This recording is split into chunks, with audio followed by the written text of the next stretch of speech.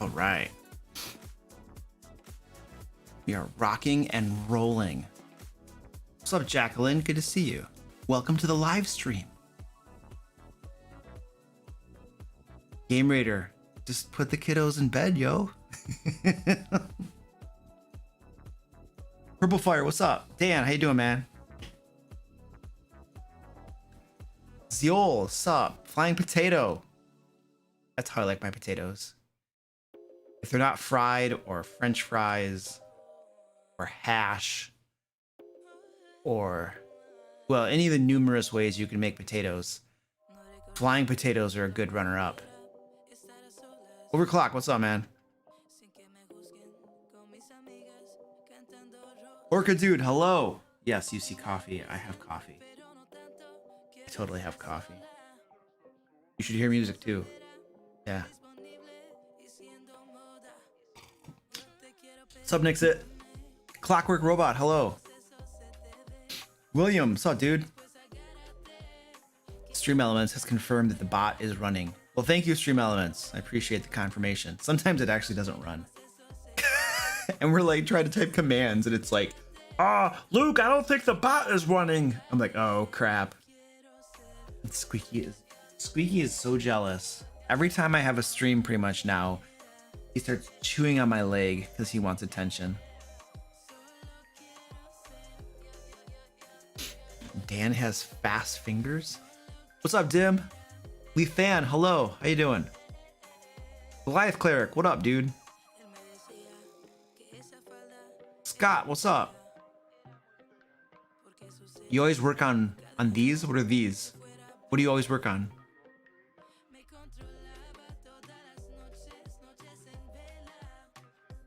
Are you in your phone, Dan? Are you modding from your phone? How do you do that, dude?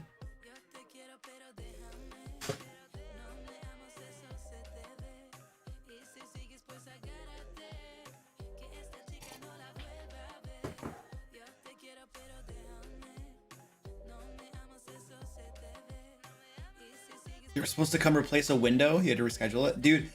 I had a guy that was gonna come over last week and install a door in my bathroom, and he never showed up. And I was like, "You suck, dude." He was like some handyman guy. And you like call these guys, you call the number, and they're just like, "Hello," and then you have to be like, "Is this the handyman service?" Yeah. Okay, I'm looking to have a door installed. Like an interior door, it's not pre-hung or anything. Oh yeah, it's $75. Okay, cool. When can you guys come out? I can come out Wednesday. Okay, what time? Wednesday morning. Okay, what time? 9 o'clock. All right, sweet. I can give you my address. Oh yeah, that'd be great. Okay, actually, can you just text it to me? Yeah, no problem. All right, sounds good. All right, cool. Thanks. See you then. Yeah, it never shows up. What the heck, dude?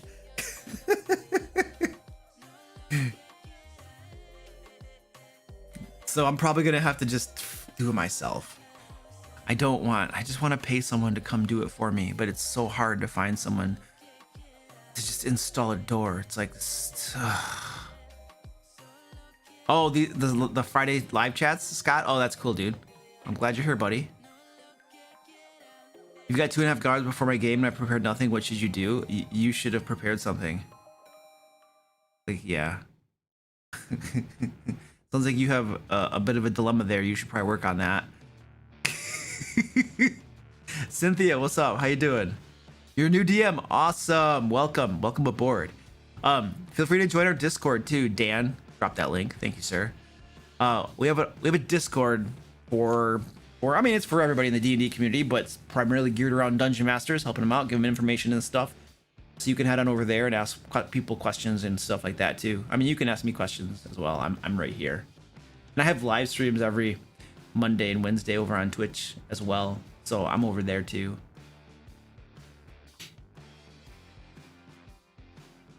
A downtimer shopping session. Oh, not for the whole session. Oh dear. Oh dear. I'd rather do an entire session of random encounters than downtime and shopping. Masked Bandit, thanks, dude. I appreciate that. I'm glad you're enjoying the stuff. Mind Flame Blade, what up? I haven't DM'd in a while due to screwing up really badly. I want to do it again, but I feel like I'm going to mess up. Any advice? Yeah, get better. How do you get better? Well, you know, there are YouTube videos you can watch. You can watch actual games to see how other people do it. There are books you can get about running RPGs, about DMing. But hands down, the best way you're going to get better is by doing it. And then asking your players for feedback through like an anonymous survey, like SurveyMonkey, and seeing if you can get advice from them, what they liked about the game, what they didn't like about the game, things they suggest to improve, stuff like that. But yeah, that's all you got, dude. Best thing is practice. Princess Canuto, what's up? Welcome to the stream.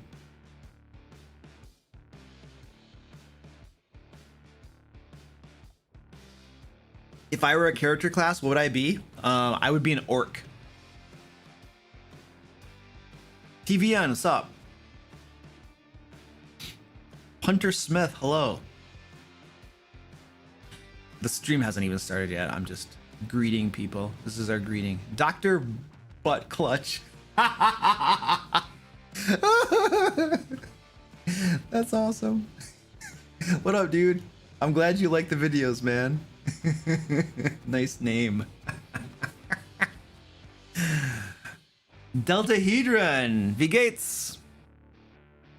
Bienvenido. That's not German. I don't like shopping sessions, says the person who spent an hour plus trying to buy beer and beer wench for an adventure. Hey, Tashio, I feel like I was 100% justified in that. That was an important activity that needed to be done. Totally. Esther Jean, what's up? How you doing? I feel like that your name is supposed to be pronounced estrogen. I don't know. Quasms, what up, dude? Mateo, what's up? Big fan, really helping my DM. Awesome, dude. I'm glad to be helpful, dude. That's why I do all this crap. I'm happy to hear that it's helpful. Es geht mir gut. Ich habe keine Bier. It's coffee. Aber ich möchte ein Bier und schlafen. That's what I really want to do, is go to sleep. Yes, you gotta have the coffee cam. You can't stream without anybody who streams without a coffee cam is not hardcore. It's my opinion. I speak a tiny bit. I used to speak German fairly well, but I have not spoken German in like a decade. So yeah, you lose that stuff. So now I can say like super basic stuff. Whoa, got cats all over the place. Elbows, what's up, man? Getting back into D&D? Sweet, that's awesome, man.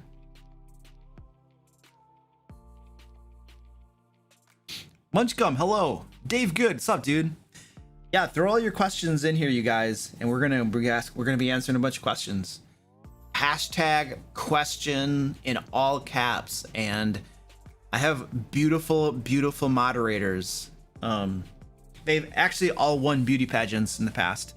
That's one of the qualifications to become a moderator.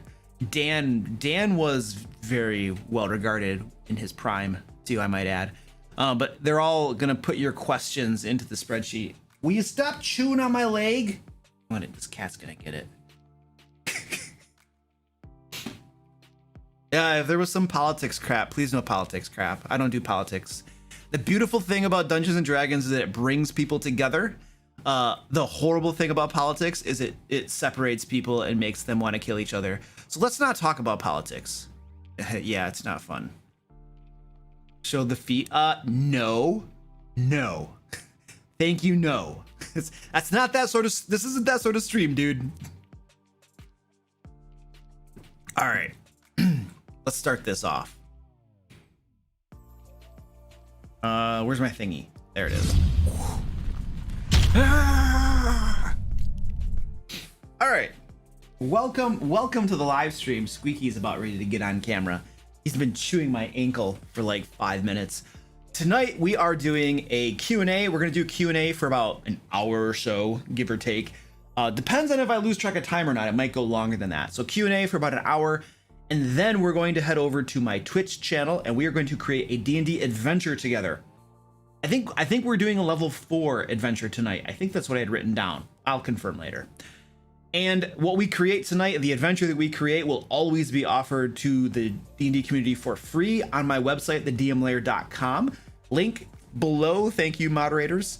And you can also find lots of other free D&D crap over there. Adventures, DM resources like NPCs, traps, villains, random encounter tables. Basically, every Friday we create something together as a community, and then everything goes over to my site, thedmlair.com, where you can get it and use it in your games 100% free. So that is what we do around here on Fridays, besides answer questions and stuff like that. So yeah, so that's what's going on tonight. That's the agenda. Nothing. It's what we do every Friday. Before we jump in, I want to give a huge shout out to all my awesome patrons, channel members, and Twitch subs who help support all of the free content that I create around here. In particular, I want to shout out the names in red who have their names in red. Baoban, Candy Sora, Clammed Oyster, DM Silver, Drake H, Elisa Goose, Elrin, Float 71, Goliath Cleric, Iron Lord 79, John Kenny, Joe M, Joseph H, Kurt Y, Lord Humongous, Meepy 670, Mr. T, Nathan, Penguin Butt, Rainier the Conqueror, Shane C, Sophia W, Son of a Sofa Man, Tactical Tokens, Theta Tag, Yokai. Awesome. And there's if you guys want to help support all the free content I make around here, there is a link to my Patreon page right down below. Thank you, moderators, for that. All right, that's enough forward matter. Let's do some Q&A.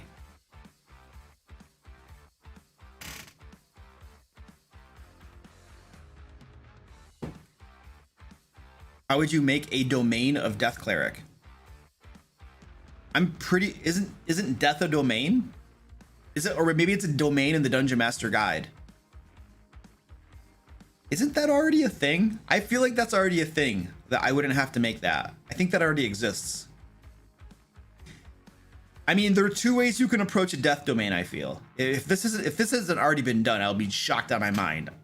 I'm pretty sure I don't need to reinvent the wheel, but either the death domain is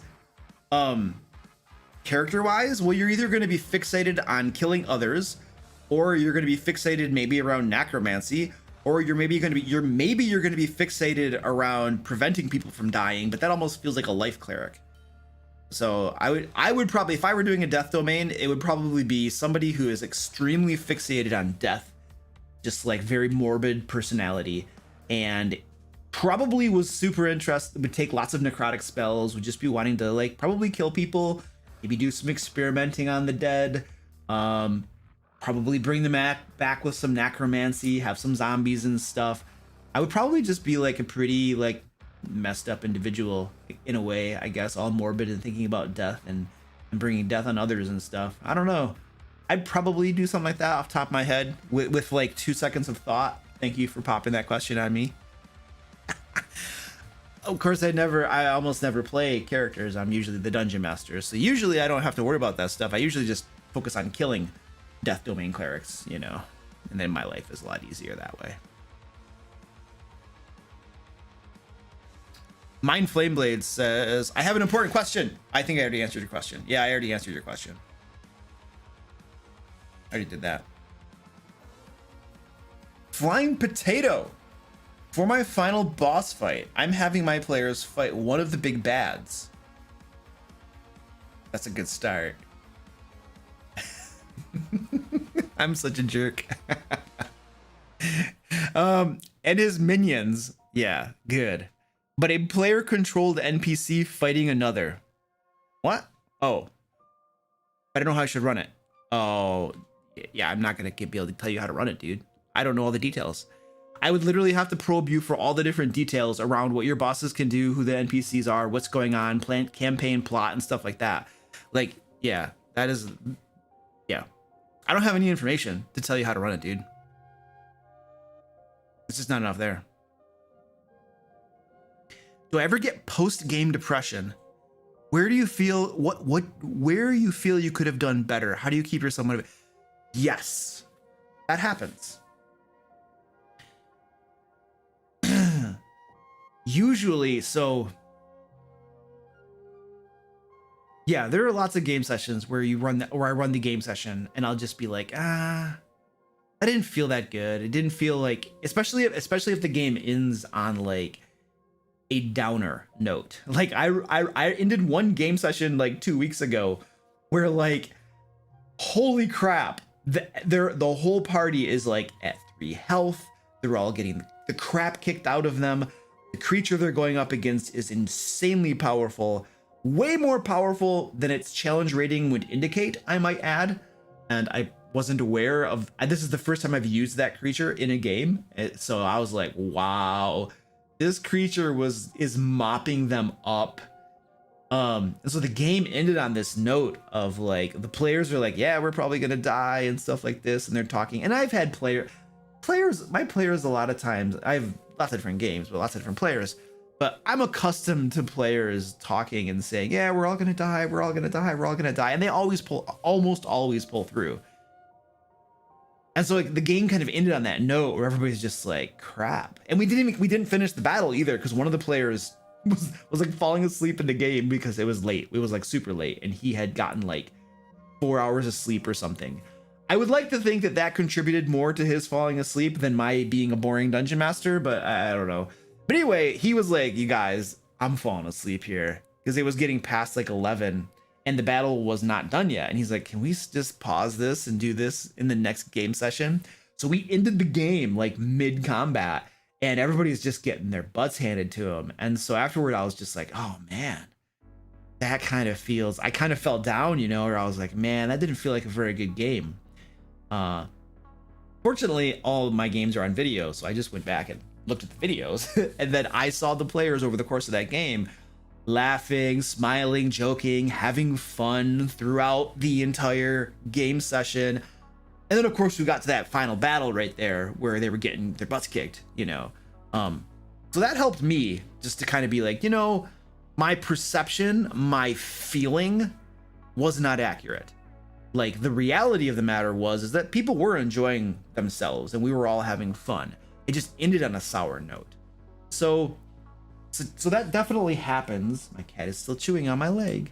That definitely happens. I sometimes will just go back and watch the video, little snippets of it, to see like, you know, if my perception was off. Because a lot of times our perceptions of things are not in line with reality. Just because this cat, Squeaky, knock it off down there. I'm gonna pick you up. A lot of times in life, this is like a life thing too, our perceptions and how we feel and how we perceive things are not in alignment with reality. They're just not true. You know, we feel certain things that are not accurate, and we think a certain thing that just isn't true, you know? And so sometimes you could talk with the players and be like, hey guys, you know, I kind of got the vibe that game session kind of sucked. What did you guys think?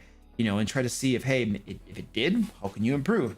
You know, but maybe it was just you, maybe it was awesome and they all had fun. They're just like, dude, you're crazy. That was a fun game session. Yeah, but we were in like a battle for 3 hours. Didn't that combat feel long? And they're like, no, dude, we like combat. And it doesn't matter if the combat was long, it was still lots of fun, you know, so don't worry about it. And you'll be like, oh, okay, cool.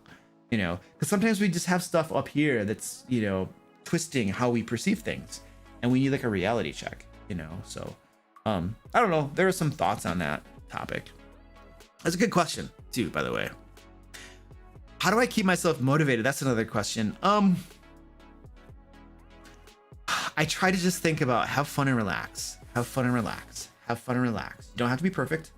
You know, it's okay to not be perfect, to not be prepared for every little thing. Just relax and have fun, you know.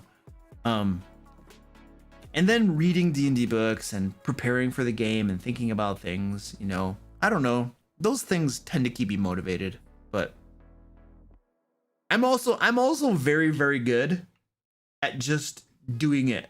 Like, so you can approach Dungeons and Dragons as like, you know, oh, we're just gonna have fun and I'm just gonna run the game and have fun, you know. And then there's, okay, you know, I'm going to run a good game and it's my job to do my best to run a good game, especially if they're paying for the game, which one of my groups does. It's like, it's my job to run a good game. No matter how I'm feeling, no matter whether I'm motivated or not, I'm going to put forth good effort and I'm going to run a good game. I know the things that I need to do to run a good game.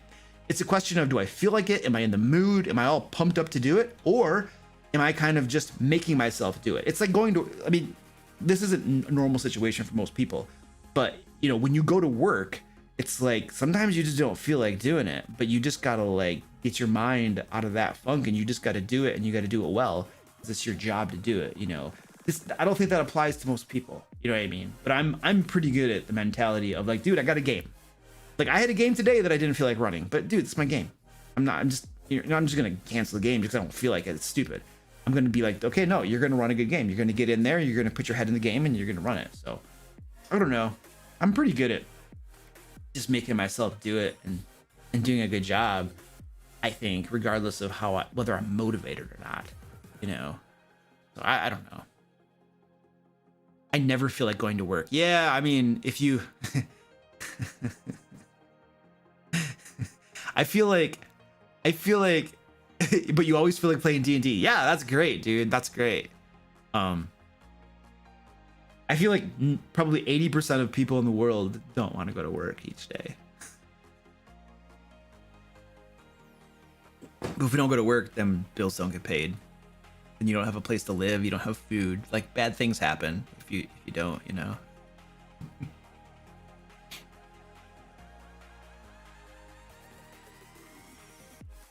Overclock says, how would you prepare for a sandbox campaign where the players can go to about any city? Do you want to know the real way to prepare for that game? Do you want to know the real way to prepare for that game? If you really want to run that game where you don't give them any plot hooks, where you don't give them any leads, where you don't give them any suggestions, I'm gonna pick Squeaky up. The next time he comes over here and bites my leg, I'm gonna pick him up and we're gonna pick on him. He's literally down here on my leg. You can see, he's on the cat camera now. I chased him off. He's the one. Squeaky is the one with the white on him. He's been chewing on my leg for like, oh geez, 20. Here he comes again. He's gonna start chewing on my leg again. I swear. Squeaky, knock it off. The real way to prepare, if you want a true sandbox game like that, dude, you prepare everything. You prep the crap out of all of those cities, and you're ready to run those cities. And then the question is, what are they going to do in those cities? Like, what's the purpose of going there? Well, you got to have an adventure hook, a plot hook or something. Something's got to be prepared to happen in the cities. So then the question is, okay, do we create a game world where there are like 5 different cities they might go to? And then there are, I don't know, 3 different adventures in each city that you're going to prepare. And then you're going to prep a total of, what's 5 times 3? 15 different adventures. Not only prepare the adventures, but have them prepped in memory, ready to run no matter which way they go. That to me is like insanity. Insanity. So the way that I would probably run that is, hey guys, you can go to any of these 5 cities. Which one do you want to go to? We're going to go to that one. Great. I've prepared that city. Behind the screen, I've prepared one city. And any city they go to, that's the city I prepared. All right. This is if you're doing like a homebrew type of thing. If you're doing like a Forgotten Realms and they know that certain cities have certain characteristics about them, then you kind of screwed. You kind of got to prep each city. But as far as the adventures go, instead of preparing 3 adventures for each city or something, you could just prepare like a handful of things they could do in each city.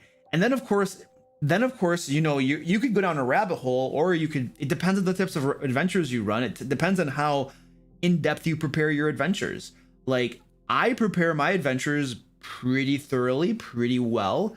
So I don't run sandboxes because I want to give you a plot hook. I give my players options usually. They usually have like 3 to 8 options of what they could do. So I actually do a lot of prep and give them lots of different options of things they could do. But I'm also very good at kind of knowing where they're going to go next, because I also, even though I give them like a bunch of different options, I also put little like, I guess, timers on different things. Like there are some events that are, some things that are more urgent than others. So I can give them 10 options, but this one right here, if you don't do it quickly, you know, X is going to happen or something. Or they're in the city, so it's like, well, you know, we could go travel 2 days to go over here and do this, but we're in the city, so we might as well do it. So I'm pretty good at being able to predict what my players are going to do, and also giving them options, but guiding them discreetly, subtly, so that I kind of know which one they're probably going to choose, and then I prep those things. But if you want to run a true sandbox, dude, that's just crazy amounts of prep work. Or it's the experience of having just DM'd for a very long time, and then feeling comfortable of improvising lots of stuff on the fly as you go. So you got a few different options there. There's a reason that I don't run sandbox teams. I'm currently running 4 different campaigns. Release the cat cam. We got four on camera right now. To various degrees, but you can see 4 heads at least. There you go.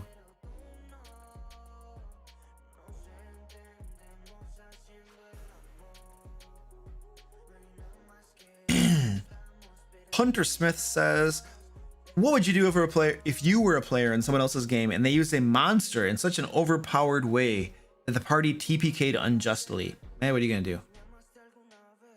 What are you gonna do? You have 2 options, dude. Rage quit the game and get out of there. Or you can talk to the dungeon master, I suppose, and be like, yo, what happened? Like, you know, I feel like my reaction in that situation is going to have a lot to do with what I know about the dungeon master. Like, what do I know about who he is as a person, his personality, his character? You know, is he just this like really, you know, DM versus character jerkish sort that just wants to like make your lives miserable, and he's not interested in providing a fun game experience, and he's just kind of, or he's just being like, I don't know. It depends on my feelings about the dungeon master. If I feel that they're that sort of person, then I'm probably just gonna peace out, you know, or give them a few more chances to see if like is this what they're going to be doing all the time? Are they like constantly going to be kind of pulling this stuff or something? Of course, at the end of the day, we have a little bit of a cat fight going on. At the end of the day, they're the dungeon master and it's their game. They have a right to do that. But you know, if nobody's having fun and the players are starting to like take off, then that's a problem, and they won't have any players to play their game. So I don't know. My reaction would depend on the whole situation, I think, and the dungeon master too. Yes, we have cat wrestling. It's a beautiful thing. I'm running a one-shot that has a trap puzzle. I'm worried the trap will kill a player before they realize it's a trap. Despite the rat corpses, how else can I signal no touch here, you will die? Oh, you don't, dude. That's the whole point of traps. They're like off camera. They're like partially off camera. They can't even fight on camera. This is like Orange is licking his belly. Orange, are you kidding me? The whole purpose of traps is that the people get trapped in them.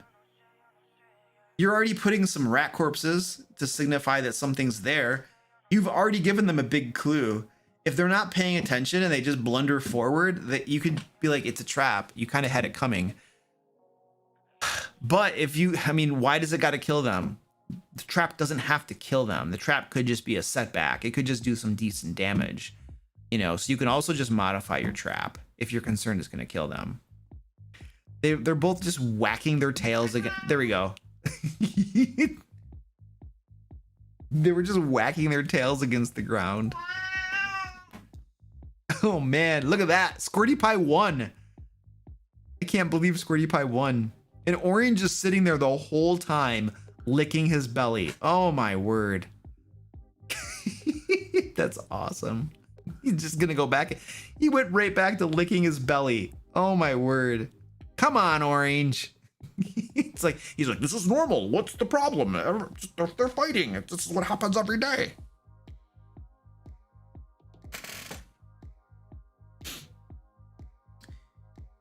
Lethan says, have you ever rolled back a part of a game? Example, people not making good decisions due to going late. So rolling back before, what do you mean going late? Oh, you're going late into the night and you're like all tired and stuff? Yeah. I have never rolled back a game. The only thing that I did one time, and I made a video about this, it was my Deus Ex Machina. Was it Deus Ex Machina moment? Yeah, I think that's what it was. Where, I think that's what I called it. I don't know. These stupid Latin terms, they confuse me. Basically, a player arrived within, like, it was his first game session ever. Got there, and his character died. It was his first game ever with me, and I killed him within 15 minutes of his getting there. I felt so bad that his deity found him on the fugue plane and just resurrected him on the spot. And I told the entire table, I was like, you guys, I never do this, but I feel so horrible right now because literally Kevin just showed up and I killed him within 15 minutes. So I am doing this one time, but I want you all to know, do not expect this in the future. I'm doing this because I feel like a big jerk right now, and it's his first night with us, and so he gets a pass. All right, but this will never happen again. So I've done that once, but I've never rolled things back, especially not for bad decisions. There are always extenuating circumstances in bad decisions. You can be like, oh, we were all sloshed. Okay. It's really late at night. Okay. You know, oh, it's bad. There's always extenuating circumstances. I don't roll back for bad decisions. Like, in fact, all of the TPKs that I have presided over in 5th edition have been because the players made bad decisions. It's like, you guys made a bad decision. You should have known better. You did something really, really obtuse, and I am not holding back. You TPK, now roll new characters. So yeah, I don't roll back the game. I'm not suggesting that. It's like, that's the game, dude. It's like, you guys all made a bad decision, bad stuff happened. That's the game. You know, there are no save points, you know, where you can just be like, oh, whoops, try the next dialogue chain. Oh, whoops, try the next dialogue chain. Oh, whoops. It's like, nah, I don't, that feels to me like it cheapens the experience, in my opinion. Joan Dudley, hello. Good to see you. Yeah, I double down. I nix it. I totally double down on bad decisions. You have no idea. My players do something that they should have known better. And a lot of times afterwards they talk and they're like, yeah, that was dumb. We should have known better. Then I double down. I don't roll it back. It's different if I make a bad decision. I might somehow try to recover from something that I did that was bad. You know, like if I put a crazy monster in the adventure that I thought was not gonna kill them, and then it turns out that the CR was insanely stupid and poorly designed, and I just didn't know any better, you know, because there's some monsters that are way more powerful than their CR would indicate. Thanks, Wizards. And you might be like, oh shoot, I screwed that up. I might recover from my mistake, you know, but if my players just make a bad decision, you know, then I feel like that's a lot different. Joan Dudley says, how do you gauge what the villains are doing between adventures? How much time do you allow to pass before they succeed on their goal if the PCs do not intervene? Oh, interesting. So the villains are always doing something. So the villains have goals. They're always up to something. And essentially what I do is, when the players take downtime, 10 days go by, you know, the players have to go somewhere, they have to travel, it takes some time to get somewhere. I'm simply deciding what's happening. Like the villains have things, machinations that are going on. I simply decide, okay, what's happening? What's going on here? Like I remember this one time in my Sword Coast Guard game, there was a frost giant army marching across the area north of Waterdeep.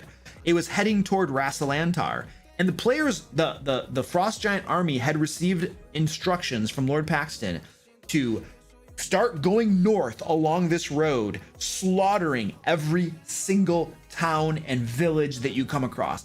It is rampage time. And the frost giant army was heading up that road.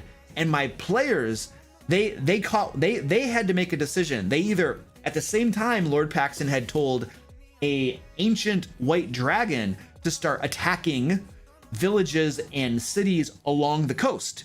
And my players had to choose between going after the frost giant army and going after the dragon. And my players were like, guys, this is a dragon. The dragon is faster. It does more damage, presumably. You know, it can go from city to city. We need to go after the dragon first. And so my players decided to go after the dragon first. And that frost giant army started marching. And I have a calendar. I keep track of days. I keep track of how long it takes to travel, everything. Very, very meticulous. And by the time that they had defeated the white dragon, and then they had to then they had to decide whether they were going to take a downtime, which takes 10 days, and level up or not. And they were all like, guys, this frost giant army is marching across the north. If we take 10 days to level up, they're going to kill more people. And so they decided not to level up and instead go after the frost giant army. But I did some calculations, and the frost giant army had already reached Rassalantar and destroyed Rassalantar. The entire city, town, village, wiped out. And they got to that point and they're just like, oh geez, we're too late. That was destroyed. The entire place gone, wiped out. And then they found the frost giant army in the middle of besieging Red Larch, I think it was Red Larch that it was besieging. And then they were able to break that siege and defeat the army. And so, I mean, the solution is I just use my brain. I think about what's going on. I keep track of the calendar and events and stuff. And then the world and everything unfolds, you know, and players are forced to make these difficult decisions and try to figure out which way they can go and if they can stop both or not. And in this case, they couldn't. One town was totally wiped out and destroyed because they just couldn't do everything. Sometimes villains give you that choice. They're like, okay, you know, you choose one, and whichever one you don't choose, then bad stuff's going to happen and you can't stop them. And if the players do nothing, if the PCs do nothing, then the bad stuff keeps on happening. The frost giants keep destroying village after village after village, and then that affects the game world, that affects trade, etc. It might affect the reputation of the players with everybody else around them. I just have like basically a spreadsheet to keep track of days. I just mark them off as we go.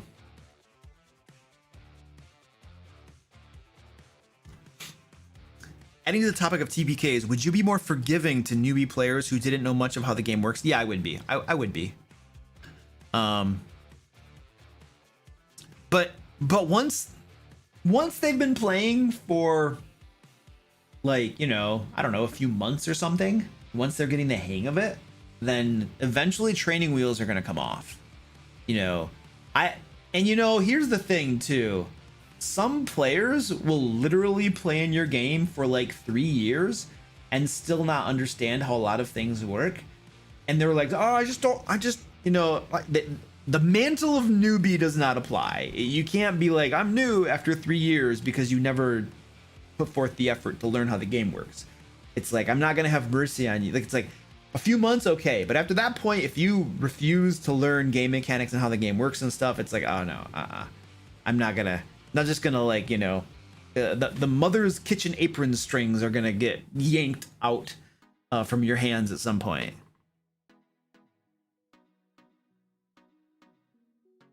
Privateer Man says, if the players manage to defeat a dungeon much more quickly than expected due to ingenuity, is a good way to deal with it to reward them with extra downtime activities?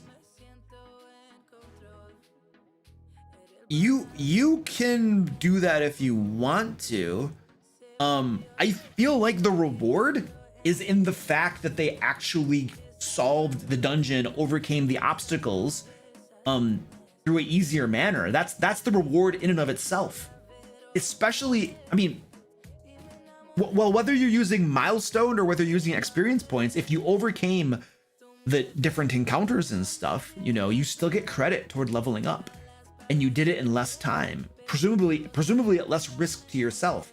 I feel like that is a reward in and of itself to do that. So I don't personally feel that that's any more deserving of extra rewards. You know, the dungeons and all of that stuff already have rewards baked into them. If you do it in less time and it's faster and use ingenuity, like, you know, that's the reward in and of itself. You had a big brain. Good job. I'm not saying it's wrong to give them extra crap. I'm just saying that I don't think that's the point. My cats are all just lounging. I think I have 5 of them now. Look at this, you guys. I have 5 of them. They're like in a pentagram shape.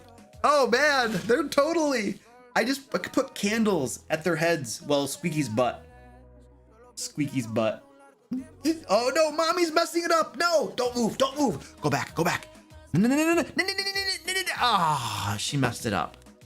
It was perfect. They were arranged in a starfish formation, and then she ruined it. Man.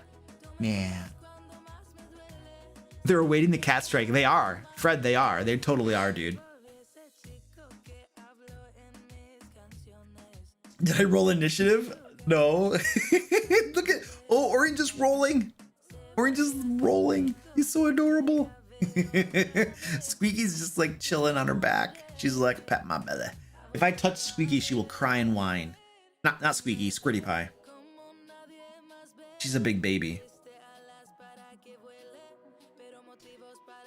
I've heard you ran Prince of the Apocalypse, a little bit of it, yes.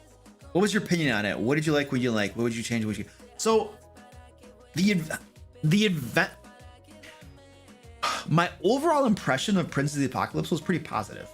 The adventures that we did run, I thought were really cool. I thought they were really fun, and I thought they were well designed and stuff. I did not have any problems with the adventures themselves. I thought the starter town, Red Larch, was pretty good. Overall, my impression of it was pretty positive. My biggest problem with Princes of the Apocalypse was the campaign design, the order in which the adventures were designed to take place. Essentially, you had 4 different dungeons there, and each dungeon, there were 4 dungeons. Each dungeon had something on the surface, like a castle, and then there was a level below it, and then there was a level below it. So there were like 3, was it 3 or 4? 3, I think it was 3. Yeah, there were 3 levels, basically. Let's just call them levels. There were 3 levels to each dungeon. The first level was its own adventure, and then the next level was its own adventure, and the next level was its own adventure. So the way but instead of the most common way that you're going to do that sort of thing is if you're at this castle, you run the castle. Yay, we defeated it. And then you go down to the next level. Yay, we defeated it. And then you go down to the final level. Yay, we defeated it. Okay, now let's go over to the next dungeon and do the same thing. Go from level to level. However, the adventures aren't designed that way in Prince of the Apocalypse. No, the designers were far more something, and they decided that the castle here is going to be a level 4 adventure. And then the next level down below it is a level 8 adventure. And the next level below that is a level 12 adventure. So if you go from level 4 down into level 8, holy crap, you have a wide awakening coming for you. Bad things are going to happen. In fact, if you just go by level, the way that the module is run, if you want to make sure you're always going into the adventure that's designed for your level, is to do the top level in this dungeon, and then go to the next one, do that top level, go to the next one, do that top level, go to the next one, do that top level, then come back to the first one and go to the second level. That was how it was designed. And it's insane because no adventuring group is going to do that. That's not going to occur to them. They're going to be like, let's just go and get it done. And so if a dungeon master wants to run that, then you need to somehow do something so that they can't just go all the way down. You got to probably inject some sort of like, oh, you know, the next level is sealed. You have to get some special thing to open the door. So put some sort of, what do they call that? MacGuffin, some MacGuffins in the game or something, so that you just go boom, boom, boom, boom, and then you get them all. And then you can go on to the next levels. So it's like the design is really messed up, you know? It's kind of like if Dungeon of the Mad Mage, instead of just being a dungeon that goes straight down from levels like, you know, 5, then 6, then 7, if you went from like level 5, the next level down is level 12, and the next level after that is level 2, and the next level after that is level 20, and you're just like, what is going on here? Like, why aren't they just in order? Wouldn't that just make much more sense? And the justification, I'm sure, for Prince of the Apocalypse is, oh, it's a sandbox adventure. And no, I don't buy that. It's like, that's just bad. That's bad design, in my opinion. Other than that, though, I thought it was really good. It just needs some tender loving care with how that's set up. But I thought it was really good. We got about a third of the way through that game, I feel. And then we went back to homebrew stuff.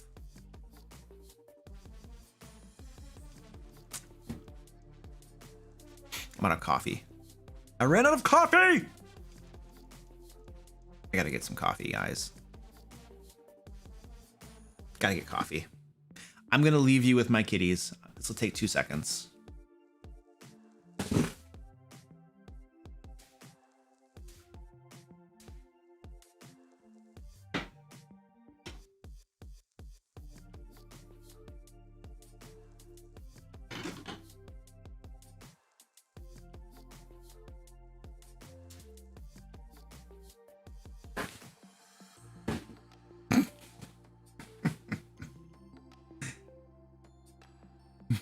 Not my fault.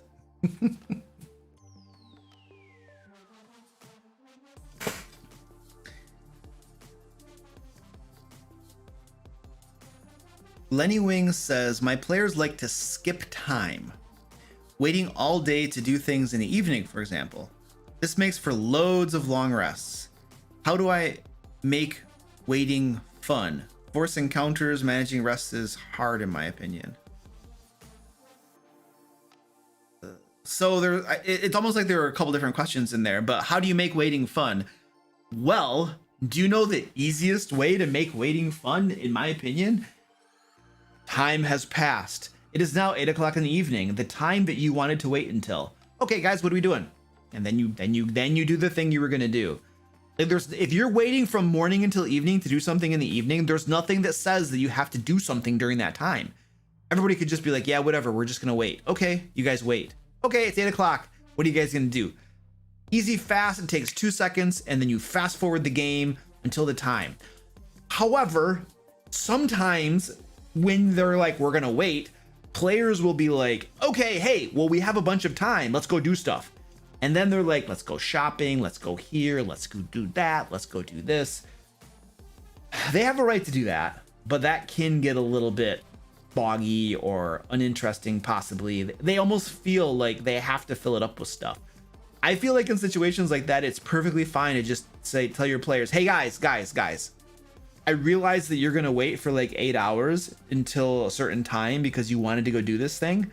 We literally can just skip time and go there, and we can just, you know, pretend that you guys just chilled out during the day and it's 8 o'clock now. Like, you don't have to find stuff to do to fill the time up if you don't want to, if you don't actually have anything pressing that needs to be done.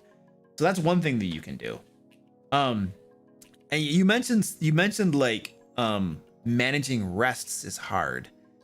The only thing that having lots of long rests causes a complication for is if your players have like one encounter and then a long rest, and then they have one encounter and then a long rest. And that's not the player's fault, in my opinion. That's the person designing the adventure and designing what's going on. Like, if the adventures and if the encounters all allow them, if there's no pressing urgency, if there's no reason not to take a long rest and just wait another day before doing the next thing, that's not the player's fault. Like, their players are almost always going to want to go in at full strength for a thing. And if the design permits them to do such, they're probably going to do it. And so the mechanics of how you design those encounters and adventures need to be changed so that they can't simply take a long rest and wait a day between every little thing that they're doing. You know, so that is not the players. They're doing what the dungeon master allows them to do in that situation.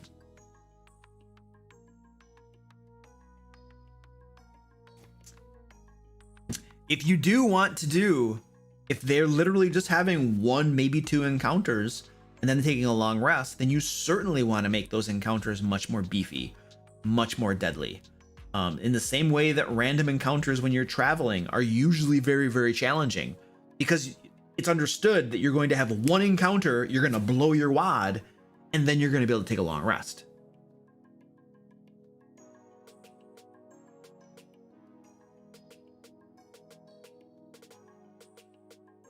Is there a difference between having proficiency in performance and having proficiency in an instrument? Yes, there is. Performance doesn't govern how good you are with an instrument. Performance could be singing, it could be dancing, it could be reciting a poem, could be storytelling. Those are performance type things. Proficiency in an instrument is literally playing an instrument. So yes, there is a difference.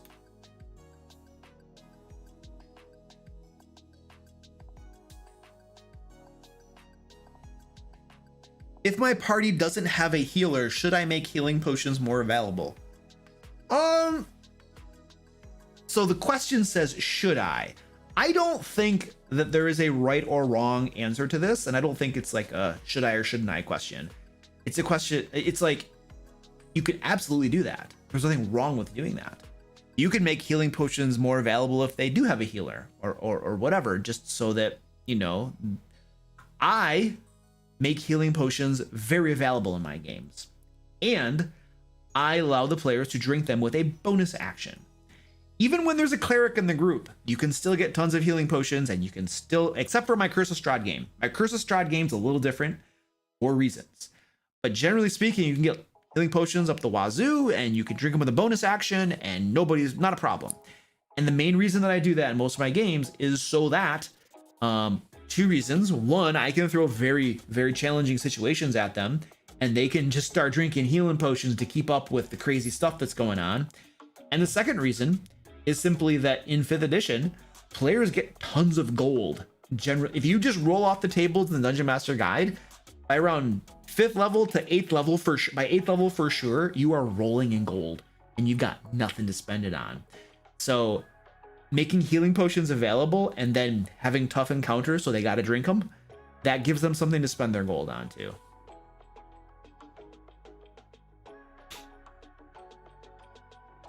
Where did that go? What do you do when a PC's backstory or subclass is not fitting the world they're playing in? For example, a Conquest Paladin of Ilmater. Like, if, for instance, if Ilmater simply does not exist as a deity in your game world, you tell your player, Ilmater does not exist as a deity in the game world. Pick a different god. Here's a list of the gods. I am very inclined to allow players to play the classes and races that they want to play. So I will go,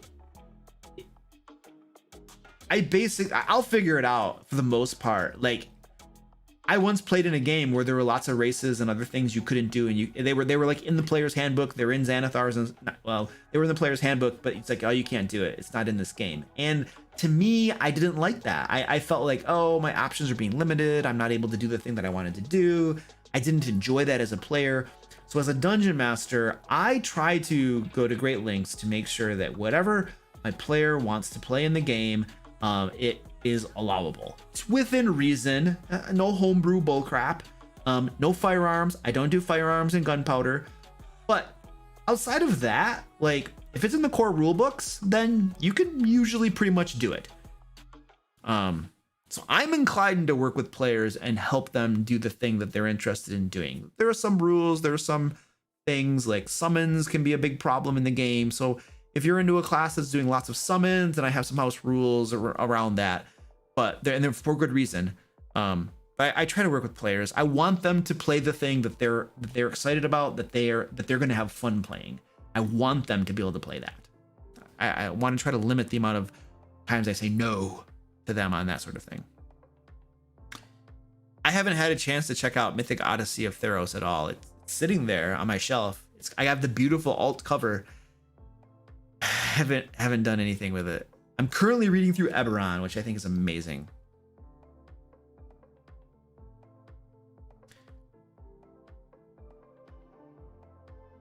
Planning to get my players to do like reverse rise of Tiamat politics. I have no idea what that is. To start an uprising against an empire. Okay. How might the best? I have no idea. I got nothing. Sorry. Join my Discord and ask people over there. They're probably they might be able to help you. They'll have more knowledge about that. There's a link. Should be linked to a Discord somewhere there. Thank you. Thank you, Dan or Tashio. Generous Heels in the house. What up, dude? I have a player that left due to scheduling issues. The wonderful scheduling thing. Scheduling. It's the downfall of every D&D game. But they left mid-dungeon after being captured by mind flayers. The party is trying to rescue. Should I let them succeed or fail? Don't let them do. Don't. No. It's not up to you. It's not up to you. It's not up to you. You are a neutral third party. Let the players try to rescue them. The players, whether the players succeed or fail, you like withdraw your hand. Withdraw your hand from that. You're neutral third party. Let them try. If they get that player back, great. If they fail, great. Either way, it's perfectly fine. But I don't feel that you should decide that outcome. Let that outcome be decided by your players and their efforts, and the enemies and their efforts. And if the players get the dude back from the mind flayers, great. They got an NPC who you are then going to give a reason to leave the party in a different way.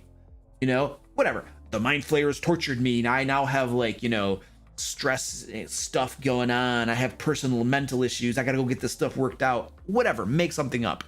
All right. If your planned exit for the PC fails because the players are like, no, we're gonna get them back, that's okay. You have infinite number of ways that you can exit that PC from the game that don't have to include railroading, which we're discussing here. Okay, so yeah. A situation in the game should always be resolved by your players' efforts, decisions, and the enemies fighting against them. It should never be resolved by the dungeon master deciding that this is the way it's going to be.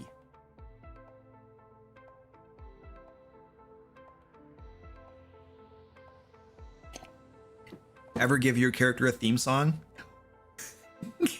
La la la la. There's a theme song. No, I don't. Nope. I am too simple of a dude, I guess. I don't know. As a newer DM, do you have any recommendations on what books to get? Yes. So, character handbook, player handbook, monster manual, dungeon master guide. That's really all you need. After that, the books that you're going to find most valuable, because they have monsters in them, are Volo's Guide to Monsters and Mordenkainen's Tome of Foes. Mordenkainen's Tome of Foes has lots of high-level monsters in them, so if you're running at a low level, probably not worth your time. Volo's is wonderful. That said, Volo's and Mordenkainen's Tome of Foes both have lots of awesome lore in them as well. After that, I would probably say, if you're running a module, obviously you're going to have to get the module book. If you're not running a module, if you're looking for a campaign setting, I cannot recommend Eberron enough. The campaign setting of Eberron that was published in 5th edition is amazing. Like, I've been reading this thing through, and it just amazes me how well it was made, designed. I love it. So it's very, very good. If you're looking for a campaign setting, highly recommend Eberron. Do not buy Sword Coast Adventurer's Guide. It is a waste of your $40. Yes. probably the worst book that's been published for 5th edition, I would say. As far as like pound for pound value, actual value that you get out of it, I think. It's got good information in it. It's just not worth $40. Not when you can go to Forgotten Realms wiki and find it all. Anyway, of course you got to put up with tons of ads and crap, but you know, it's life. It's free. What are you going to do? Skag is so bad it should be a cursed item. Nice. Oh yeah, it's Twitch time. All right, cool. Thank you, Dan. Dan just ruined. He just cut everybody's fun off. I blame it on Dan. I love you, Dan.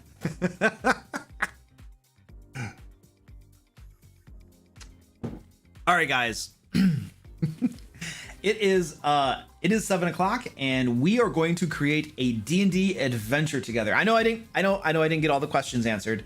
I do apologize. I tend to talk too much. It's a problem I have. If you didn't get your question answered, I stream over on Twitch Mondays and Wednesdays as well, and I do Q&A, and you guys can come in and ask questions. I'll give you answers. So there's a Twitch link right there. Thank you, Dan. Follow me over there and stop in a different stream. But tonight, what we're doing for the rest of tonight's program is we're going to create a D&D adventure together, and we're going to do it over on Twitch. So please follow that link, head on over to Twitch, hang out there. It takes me about 5 minutes or so to switch everything over, and then I'll start streaming on Twitch, and we're going to create a level 4 D&D adventure together. And what we create together will be available for everybody to use in their games. It'll be available on my website, thedmlair.com. So link as well to that. So that is what we're doing tonight. So I'm gonna peace out of here and head over to Twitch, and I will see you all over there. So thanks for hanging out. It has been fun, and again, sorry I couldn't get all your questions.